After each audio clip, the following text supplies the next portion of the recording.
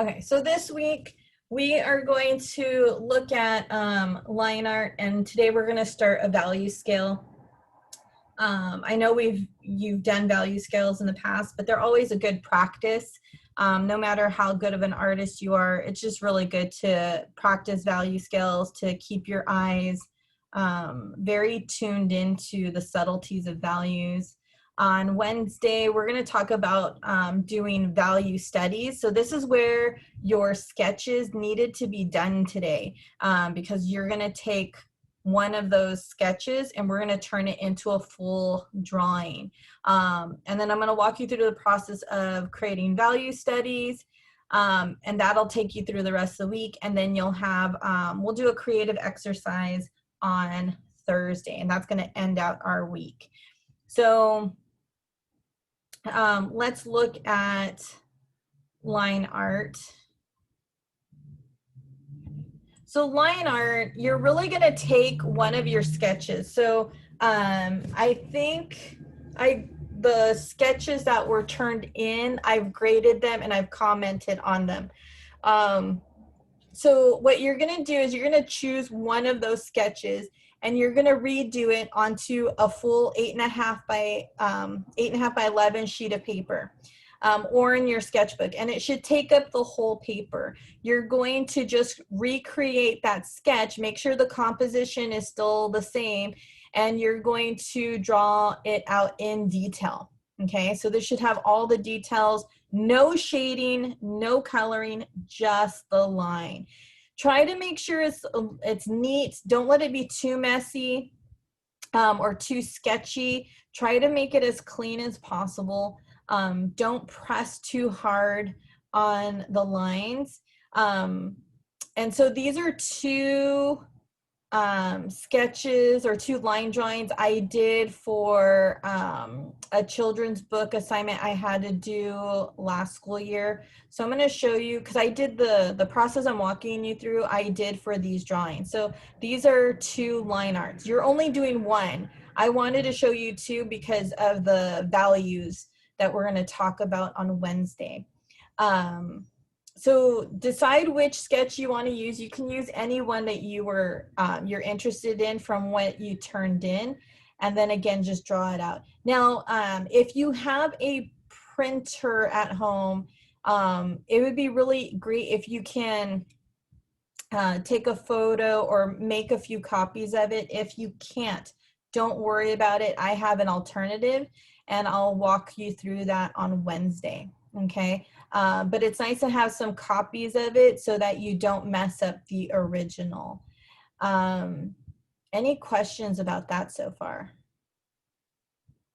No? Do we have to pick a picture from the sketches that we made, or can we just pick like from the reflection?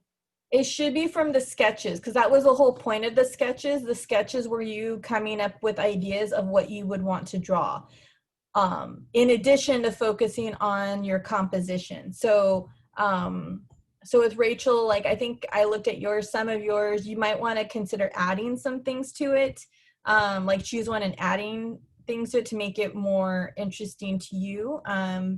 But or if you want to come up with a new sketch, just make sure you resubmit it and then message me letting me know it's there so I can just take a peek at it. Okay. And that'll go for any of you. If any of you have, like, maybe you weren't really crazy about any of those sketches, if you want to do a new sketch, you can do a new sketch, but it needs to be rough, right? It needs to look like a sketch. I don't want a line drawing. You can resubmit it to the sketches and then just message me letting me know that you submitted something new for me to look at. Okay.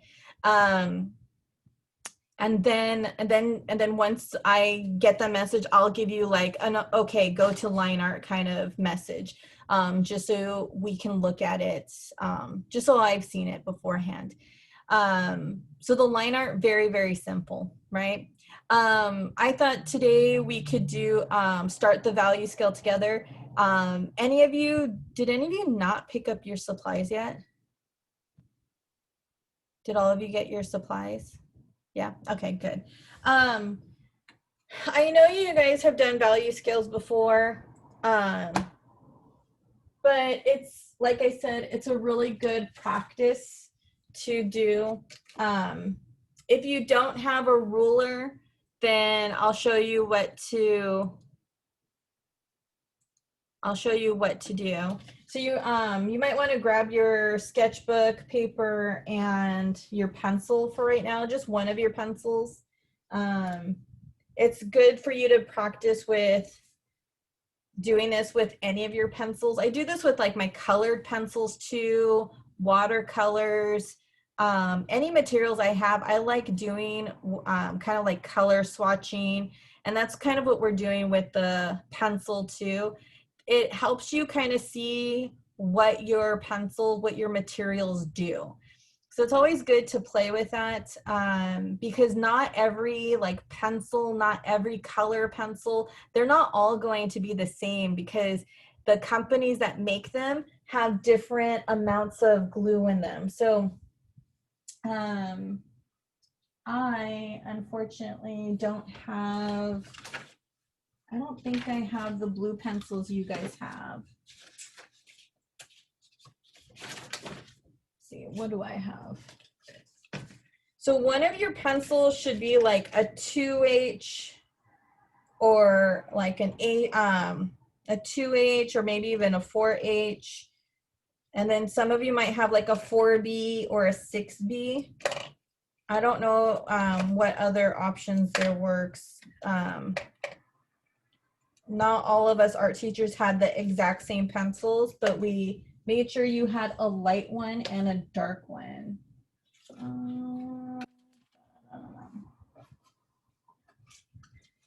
Trying to see, I didn't think of that. Should have had those pencils with me. Okay, well, we're gonna make do. Okay, so since you guys have done value scales before, they don't need to be 1 inch each. I'm going to say that you should make these about 1/2 inch. So definitely keep 10 boxes. So it'll come out to 5 inches, because this is every inch has 2 boxes in it, right? So I can go here to 5 inches. And every 1/2 inch, I'm just going to make a little mark. Notice I'm kind of going with the line. I don't want to go across it or create a dot. This way I'm a little bit more equal in my gridding. Now, if you don't have a ruler, you can take a blank sheet of paper and fold it a few times so that it's nice and stiff, right? So I folded it this way. You might want to fold it long ways. So you might want to fold it, you might want to take your whole paper and fold it hot dog style to make it nice and long. But just so you guys can see, you can take the edge that doesn't open and just really like sharpen it with your fingers, or take scissors and rub it across to make it nice and sharp. And then just create a measurement. So like you might want to use like your thumb or something to create a line. So then this way, when you are drawing your grid, your ruler, your handmade ruler, you can just you can use that measurement and just keep moving this down, right? Until you get 10 boxes. Does that make sense? Right? So if you're not using a ruler, you can kind of create a ruler, just as long as all the boxes are the same length, right? Does that make sense? Okay. So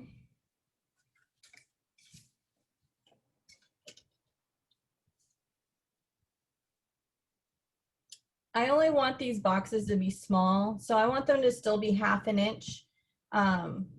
So I'm going to measure 1/2 inch up.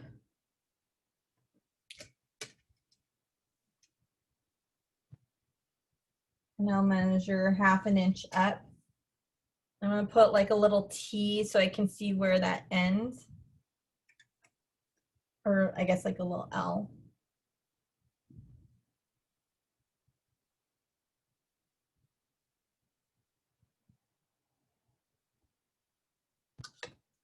If I'm using my handmade ruler, then I'm gonna line up my little line with this line, and then I'm gonna make a mark at the top. Do the same for the other side.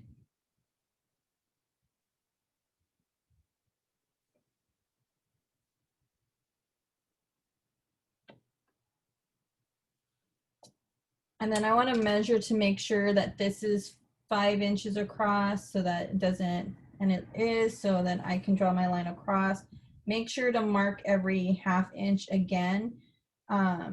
You need the little markings at the top and the bottom, so this way your lines don't go crooked.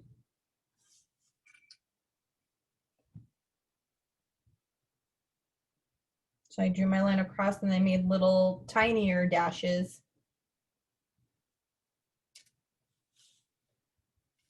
And then from there, I can connect my lines down. So I'm going to line up the top dash and the bottom dash. I'm going to draw a line down.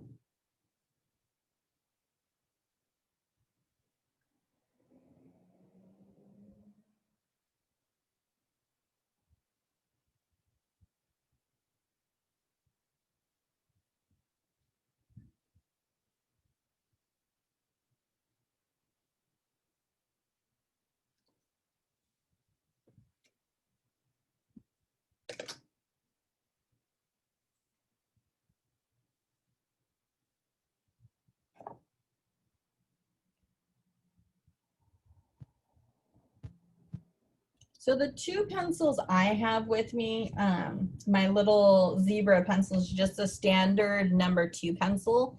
And a number 2 pencil is normally HB lead, which is the middle of all of our values.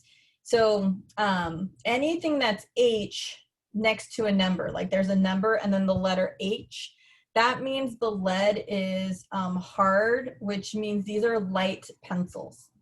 Okay, so the higher the number, the lighter the pencil is. So that means if you have a 6H, you could press really, really hard with that pencil and it's gonna be like a 30% value. It's not gonna be very dark. It's gonna be very light. Now, if you have a number on your pencil and the letter B, this means it's a soft graphite, and these are darker pencils. So what's happening is it's just a matter of glue. Now, one manufacturer, like each company has their own recipe of how much glue they put into the graphite. And that's why it's not going to be the same for every pencil. Most pencils are pretty close in the same. Like I think personally as an artist, I don't have a preference of what type of pencil I use. To me, they're all the same. But I know some artists are very finicky about like what pencils they like to use. I mean, look, I'm using a zebra pencil. Like that's how much I don't like have a preference over like the type of pencil. When it comes to color pencils and other materials, oh, I'm super picky about the quality. But for a pencil, personally, I don't. I just like to have a light and a dark. I don't need to have a whole bunch of them. I just like to have at least one light, like one dark. So your number 2 pencil is considered HB, and that one's like directly in the center. So it's in between the H and the B. Then this one that I have, it's called an ebony. This one is, it's off over here. This one's like super dark. This is like one of the darkest pencils. So ebony is off to the, like this side over here. So it'll probably be darker than some of your other B pencils. And then there's some other letters like F and E, and those get really dark as well. And they're just softer leads. They have less glue. Where you hold your pencil, I know this is review for a lot of you, but where you hold your pencil is really important. If you're holding it like you're writing, then you're going to get a lot of like texture and it's hard to blend. Okay. But holding it down at the bottom is how you get those really dark values. Get into the practice of holding your pencil like this, where your hand is on top of it. Okay. and where it's between your finger and your thumb. Okay, because a lot of artists will tell you they'll draw like this. It takes a little bit to get used to, but when you're drawing, it allows you to get a little bit more motion, more movement, and a lot more gesture. Okay, so like if I'm drawing a person, you know, running or something, because I'm holding it like this, I'm gonna be able to get more gesture, more movement in my artwork. It's not gonna be so stiff. But holding like this allows me to hold my pencil laying down, and I can get a more even shading. Okay, now notice my fingers down at the bottom because I want to add pressure on there to make it darker. If I want lighter pressure, I move my fingers back. So if I go move my fingers back, I won't be able to press quite as hard because of the way it's angled. And if I move my fingers even further back, holding it down, I can't press as hard, so I'll get even lighter values. So even where you hold your pencil is going to have an impact on your values. And that's something I want you to practice with for your value skills. Your first one should be 0. And then this very first one, it's going to be very light. So I'm going to barely touch the paper as much as I can, right? Barely touch the paper. It's very subtle difference. My next one, I might go light. I want to match that box first. And then maybe go the opposite direction.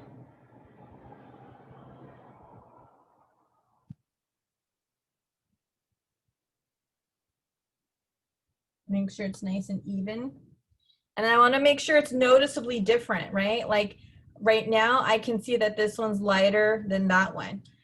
So each box should be different. Now, if it gets too dark, your kits didn't have it, but if you have a kneaded eraser from like a kit you have on your own, you can use that to dab it to make it lighter, or you can just use your white eraser to remove part of it. You can dab with your white eraser too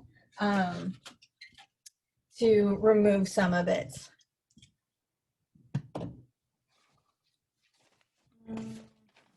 Where's that right now? So then you'll keep going. So usually I like to do a few boxes here, and then I like to move to the other side. I like to work from the outer edges in. So for my dark box, I want to press really hard. I like to do the edges first a little bit so that I can scribble a little bit more on the inside.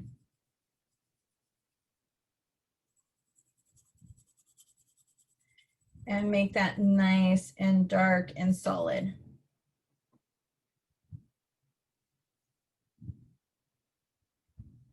And then the one next to it, I want to do it lighter. So I can go ahead and just do, I like to do a value that's half of that first.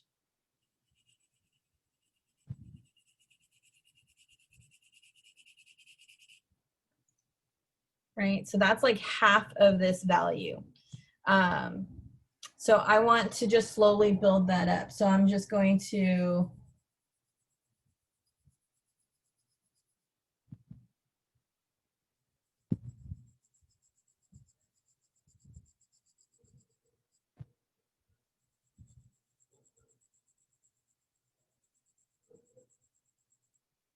and I want it close but not exact.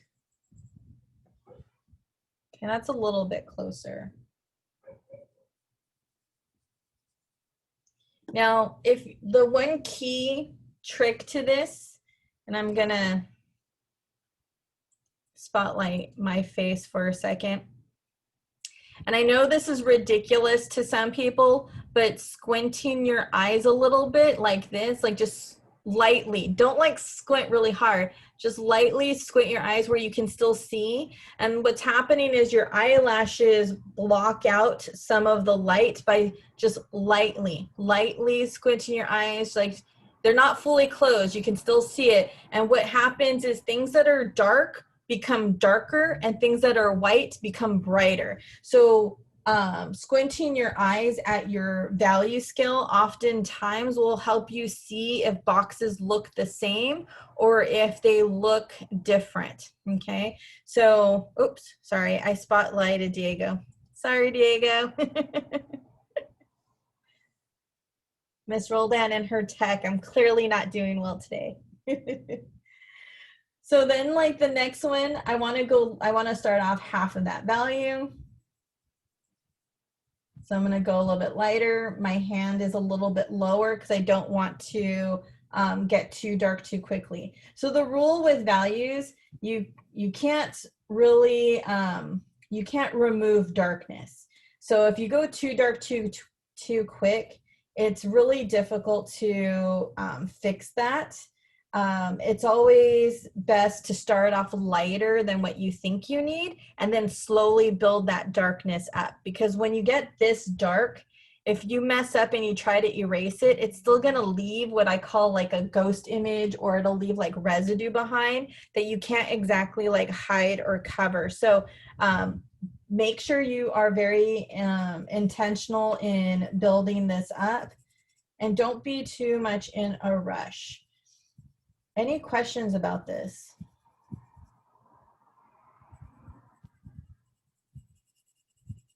I mean, a lot of you've done this before, so.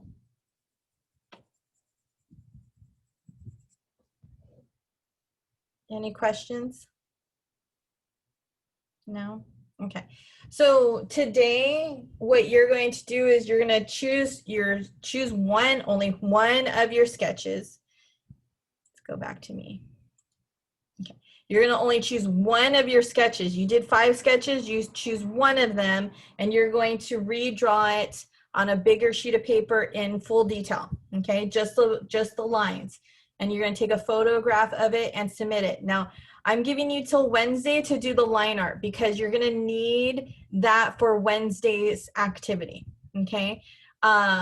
You're going to finish your value scale and you're going to take a photo of it and you're going to turn it in for me. If you have the 2 pencils, I would do a value scale for each pencil. Now, when you do the other one, they're not going to match up because your lighter pencil should be lighter than the darker pencil. So even like the 10% and the 20%, they're going to look different. Don't try to make them look the same. Okay. Any questions about that? No? So you've said percentages for different pencils. Yeah, so, okay, so let me go back to, sorry. So when we talk about like values, this is 0% dark value, right? Because there's no value in there. This one has 10% value in it. And then this would be 20, 30, 40, right? Yeah. And then when you get down, oh, well, I kind of went backwards. So I'm at 90%. So 90 is my 100. Okay, so I needed one more box. Or your 0 doesn't have to be 0. Your 0 can be 10%. So you have 100% darkness, 0% darkness. So I tend to talk about value in percentages. Does that make sense? Now it does. Okay, sorry. That was my mistake. Are there any other questions?